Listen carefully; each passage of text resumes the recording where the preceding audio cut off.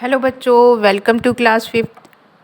बच्चों, आज का हमारा चैप्टर है चैप्टर 2 घाघ और भेड़ूरी। तो आज हम इनके बारे में पढ़ेंगे। ओके स्टूडेंट, तो जल्दी से अपनी बुक ओपन कर लीजिए और मेरे साथ साथ आपको भी बुक रीड करनी है। तो चलिए बच्चों, हम कहानी पढ़ना शुरू करते हैं। कई वर्षों पहले घाघ नाम के एक महान ज्योतिषी कौन होते हैं जो ये बताते हैं कि आगे क्या क्या होगा, कैसा समय रहेगा, थे। वे पोथी पत्री वाले ज्योतिषी नहीं थे। वे केवल आकाश और पशु पक्षियों की चाल ढाल देखकर बता देते कि वर्षा होगी या नहीं होगी। तो ठीक है, वो इस तरह के ज्योतिषी नहीं थे कि जो आगे की भविष्यवाणी बता दे, आगे ऐसे होगा, बच्चा ये बनेगा। ठीक है, वो कैसे ज्योतिषी थे कि वो केवल आकाश और पशु पक्षियों की चाल ढाल देखकर बता देते कि वर्षा होगी या नहीं होगी। उसी के आधार पर वे देश में अकाल या सुकाल की भविष्यवाणी करते थे, भविष्यवाणी की आगे क्या होने वाला है।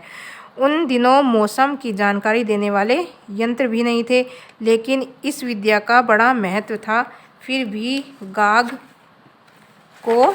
उनका नाम था, अपनी जन्मभूमि में वह मान सम्मान नहीं मिला जो इतने बड़े ज्योतिषी को मिलना चाहिए था। दुखी होकर घाघ अपनी जन्मभूमि को छोड़कर धारा नगरी चले गए। वहाँ राजा भोज राज करते थे। राजा भोज एक बहुत ही बड़े राजा थे और महान राजा थे। वे बड़े उदार थे और गुणी लोगों के बहुत सम्मान करते थे। उन्होंने घाघ का स्वागत किया और उन्हें राज ज्योतिषी का पद देकर अपने यहाँ रख लिया। राजा भोज के दरबार में और भी बहुत से ज्योतिषी थे। जब उन्होंने देखा कि एक बाहरी आदमी राजा का कृपा पात्र बन गया तो उन्हें बड़ी ईर्ष्या हुई, लेकिन राजा के डर से वे कुछ भी नहीं कह सके और न ही कुछ कह पाए। एक बार की बात है, 2 साल तक लगातार वर्षा नहीं। लोगों को लगा कि अकाल पड़ेगा। राजा भोज को चिंता होने लगी। उन्होंने अपने राज्य के सभी ज्योतिषियों को बुलवाया और उनसे वर्षा का अनुमान लगाने के लिए कहा। सभी ज्योतिषियों ने अपनी अपनी पोथी देखी, मिलकर विचार किया और राजा से कहा, राजन, इस वर्ष तो वर्षा का कोई योग नहीं है। राजन मतलब राजा। आने वाले समय में राज्य में भयंकर अकाल पड़ने की संभावना है। जो राजा भोज के दरबार में जो अन्य ज्योतिषी थे, उन्होंने क्या कहा कि इस वर्ष वर्षा होने की कोई संभावना नहीं है। राजा भोज तो काटो तो खून नहीं, अकाल तो सब कुछ तबाह कर देना, यानी कि काटो तो खून नहीं है कि एकदम वो शॉक्ड हो गए कि ऐसे कैसे चलेगा काम। हाँ, अकाल तो सब कुछ तबाह कर देगा, पर वह करे तो क्या। वर्षा का होना न होना उनके हाथ में तो था नहीं। परेशान होकर उन्होंने घाघ की ओर देखा और पूछा, पंडित जी, आपकी क्या राय है। पंडित घाघ की तरफ देखा। घाघ ने प्रकृति और आसमान को गौर से मतलब ध्यान से देखा और हिसाब लगाया। उसके अनुसार वर्षा का योग बनता था, यानी कि वर्षा होने की संभावना थी। सोचा, इतने बड़े बड़े ज्योतिषी एक स्वर में कह रहे हैं कि वर्षा नहीं होगी, इसलिए अपनी बात एकदम से नहीं कह देनी चाहिए। एक बार फिर से हिसाब लगाकर देख लेना चाहिए। साथ ही पशु पक्षियों की चाल ढाल भी देख लेनी चाहिए। बहुत से पशु पक्षी ऐसे होते हैं जिन्हें वर्षा होने का पहले से ही आभास हो जाता है, यानी कि अनुमान लग जाता है कि शायद वर्षा होने। बहुत से क्या होते हैं इसमें, बहुत से पशु पक्षी ऐसे होते हैं जिन्हें वर्षा होने का या ना होने का पहले ही अंदाज़ा होता है। उसी हिसाब से वो अपनी तैयारियां शुरू कर देते हैं। वर्षा होने से पहले उनकी चाल ढाल बोली में अंतर आ जाता है। यह सोचकर घाघ ने राजा भोज से एक दिन की मोहलत मांगी, यानी कि उन्हें एक दिन का अवसर मांगा, समय मांगा। घाघ जंगल में गए। घूमते घूमते उन्हें एक गधा दिखाई दिया। उसके कान नीचे लटके हुए थे। यह वर्षा का सूचक था। मतलब वो जानते थे कि एनिमल्स के बारे में एनिमल्स को देखकर पता लगा लेते थे ना जानवरों को कि वर्षा होगी या नहीं होगी। तो क्या हुआ, उन्होंने गधे के कान को नीचे लटके देखा तो उन्हें अंदाज़ा हो गया है कि यह वर्षा का सूचक, यानी कि वर्षा होगी। घाघ को लगा उनका हिसाब सही है। कुछ सोचते हुए वे आगे बढ़े।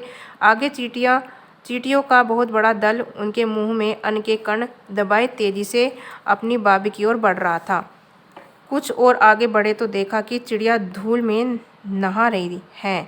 फिर उन्होंने देखा कि चीलों का एक झुंड गोला बनाकर आकाश की ओर बढ़ता जा रहा है। क्या देखा, पहले क्या देखा उन्होंने, चिड़िया धूल में नहा रही हैं और चीलों का झुंड गोला बनाकर आकाश की ओर बढ़ता जा रहा है। घाघ को अपने गणित पर पहले ही विश्वास था और अब यह विश्वास और भी पक्का हो गया। लेकिन दूसरे ज्योतिषियों ने वर्षा न होने का, अकाल पड़ने की इस बात को इतनी दृढ़ता से कही थी कि गाग के मन में अब भी संशय था। संशय मतलब संदेह था। उन्होंने सोचा अभी कुछ और जांच कर लेनी चाहिए। 2-4 कदम आगे बढ़ने पर उन्हें एक नाला मिला। उसके इस पार एक लड़की कुछ बकरियां चरा रही थी, दूसरी ओर एक बूढ़ा आदमी गाय भैंस चरा रहा था। अचानक लड़की चिल्लाकर बोली, बाबा, पशुओं को लेकर जल्दी इस पार आ जाओ, बड़े जोर से पानी बरसने वाला है।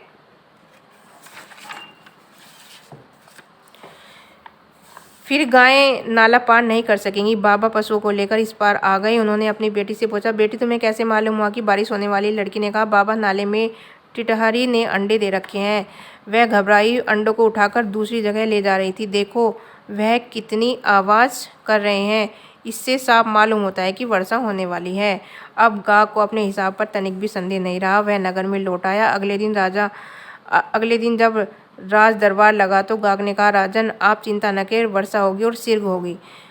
राजा ने कहा, यह आप कैसे कह सकते हैं? आसमान में न बादल न बिजली, तब पानी कहाँ से आया? गाग ने पूरे विश्वास के साथ उत्तर दिया, मैं कहता हूँ कि वर्षा होगी और मूसलाधार वर्षा होगी। इतना कहकर गाग अपने घर चले गए। रात हुई। गाग की निगाह आकाश पर टिकी थी। थोड़ी ही देर बाद चारों ओर बादल घिरने लगे। गाग की खुशी का ठिकाना न रहा। कुछ ही देर बाद मोटी मोटी बूंदें पड़ने लगी। उसके बाद तो इतने जोर का पानी पड़ा कि नदी, ताल तलैये सब उफरने लगे, यानी कि ऊपर तक पानी आ गया उनमें। धरती की प्यास बुझ गई। राजा का डर दूर हो गया। दादुर यानी कि मेंढक बोलने लगे। पपीहे पीहू पीहू चिल्लाने लगे। चारों ओर आनंद की लहर दौड़ उठी, क्योंकि अकाल की संभावना थी। तो जब इतनी तेज बारिश हो गई तो चारों तरफ खुशी छा गई। राजा ने प्रसन्न होकर सभा बुलाई। गाग को भी बुलाया। गाग ने सभी को संबोधित करते हुए कहा, याद रखिए, हमारे पशु पक्षी ऐसे यंत्र हैं जो कभी झूठे नहीं हो सकते। उन्हें ठीक से जानने पहचानने की ज़रूरत है। उनकी बोली हम भले ही न समझे, लेकिन उनके हाव भाव, उनकी चाल ढाल बहुत कुछ कह देती है।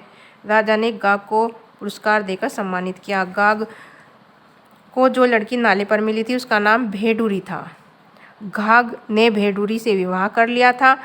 ये वही घाघ और भेडूरी हैं जिनके ऋतु संबंधी दोहे और सूक्तियाँ आज भी हिंदी साहित्य में पढ़कर पाठक विभोर हो जाते हैं। सूक्तियाँ मतलब सुंदर वाक्य, उनके लिखे गए सुंदर दोहे और सुंदर वाक्य पढ़कर आज भी उसमें पाठक विभोर हो जाते हैं, मतलब उनमें खो जाते हैं। किसान उनके आधार पर मौसम का अनुमान लगाते हैं। आज मौसम विज्ञान ने बहुत तरक्की कर लिया है, लेकिन किसानों को आज भी गाग और भेडूरी के दोहों पर अधिक विश्वास है। गाग का एक दोहा इस प्रकार है, जब बरसेगा उत्तरा, नाज न खाए कुतरा। इसका अर्थ है, यदि उत्तरा नक्षत्र में वर्षा होगी तो इतना अधिक अन्न होगा कि उसे कुत्ते भी नहीं खा पाएंगे। ओके स्टूडेंट, तो देखिए आज हमने आपको कितनी अच्छी जानकारी मिली जानवरों के बारे में, कि जानवरों से भी हम अंदाज़ा लगा सकते हैं मौसम का। तो आपको ये चैप्टर अपनी बुक में से 2 टाइम्स रीड करना है बच्चों। Okay, thank you, have a nice day.